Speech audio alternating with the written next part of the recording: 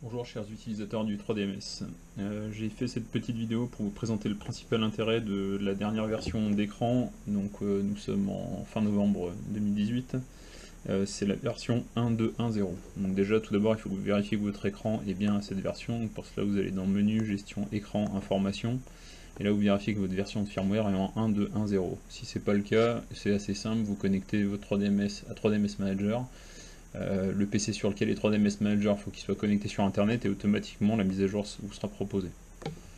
Un des principaux avantages de cette mise à jour en version 1.2.1.0 est notamment la mise à jour des cartes de vos circuits entre 3DMS Manager et votre écran.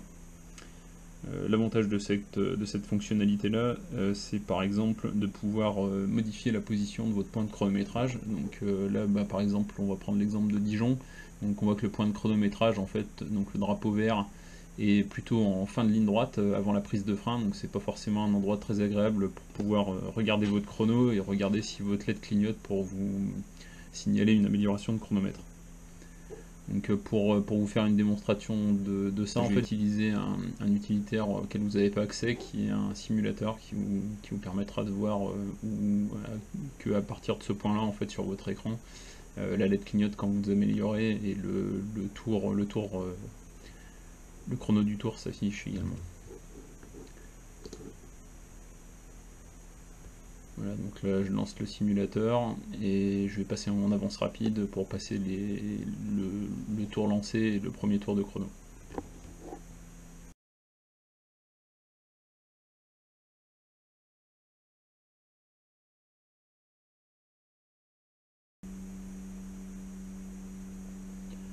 Voilà, donc on a bien vu sur cet exemple que l'amélioration signalée par le clignotement de la LED du tour arrive juste avant la prise de frein et grand virage aveugle Dijon qu'on attaque à une vitesse assez importante. Voilà, donc je stoppe le simulateur. Donc là je vais vous montrer maintenant tout simplement comment déplacer votre point de chronométrage avec Track Manager, et vous allez voir qu'avec la nouvelle version de firmware d'écran, la mise à jour va se faire automatiquement. Donc je vais dans Track Manager, je sélectionne donc le circuit. Normalement si vous n'avez rien touché de base, ils sont classés par type, donc circuit, et puis par pays, donc France pour Dijon. On va chercher Dijon Chrono. Du coup là c'est assez simple, on va venir juste déplacer le point de chronométrage principal, par exemple en début de ligne droite, peut-être après le passage de la 6ème, comme ça nous permet d'être vraiment attentif. Donc là il suffit d'enregistrer votre carte. Et là vous allez voir que la mise à jour va être proposée au niveau de l'écran de manière automatique.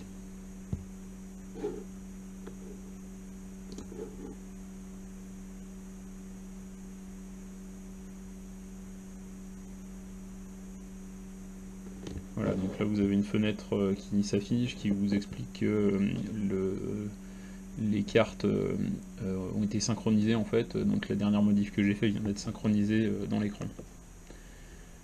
Donc là tout simplement pour vous montrer que maintenant le point de chronométrage est bien mieux placé qu'avant, je vais simplement relancer la même simulation.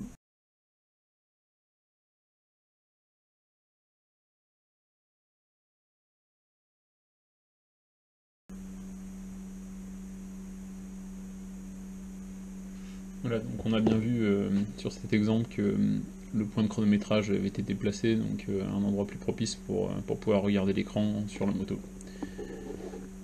Voilà, donc écoutez, je vous souhaite une bonne fin de journée, je vous dis à bientôt pour une prochaine mise à jour de l'écran, du 3DMS et de nos logiciels. Au revoir.